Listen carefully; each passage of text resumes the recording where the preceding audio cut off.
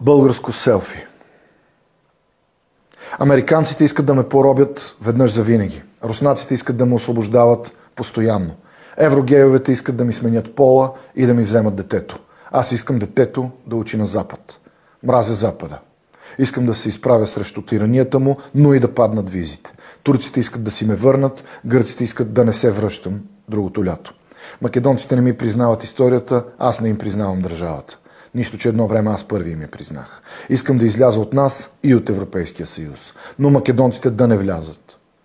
Англичаните не искат да ходя при тях, но те идват при мен, защото тук няма толкова мерки. Искам спешно да се вземат мерки, да няма повече никакви мерки. Искам светът да знае, че ние сме измислили компютъра, но няма да им дадем да ни превърнат в компютри. Не искам да се стои отдясно в метрото и викам беге улево. Съединението прави силата, но всеки сам си преценя. Искам да се събираме.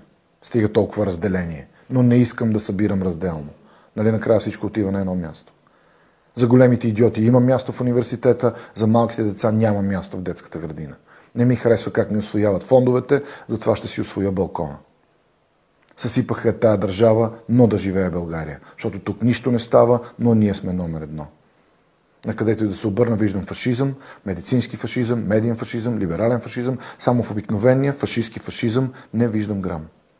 Аз съм българче, обичам, ама не го знам цялото до края. България ми е на сърцето, Левски и Ботев са ми на прасеца. Обичам възрожденците, но днешните повече, защото тия от едно време са се борили да бъдем европейска страна, а днешните се борят да не сме. Напредък. Християнин съм, не съм религиозен. Един нов пророк ми казва да пия белина. Тя вреди на дрехите, но помага на здравето. И не е точно белина, просто има малко белина вътре. И човекът не е точно пророк, работи като шпакловчик. Ама какво от това, нали? Исус е бил дърводелец. Пък и Месия, значи помазан. А шпакловката идва след мазилката. Значи моят човек е над Месия. И аз съм над нещата. Не съм точно щастлив, но искам да бъда. И май в това е цялата работа.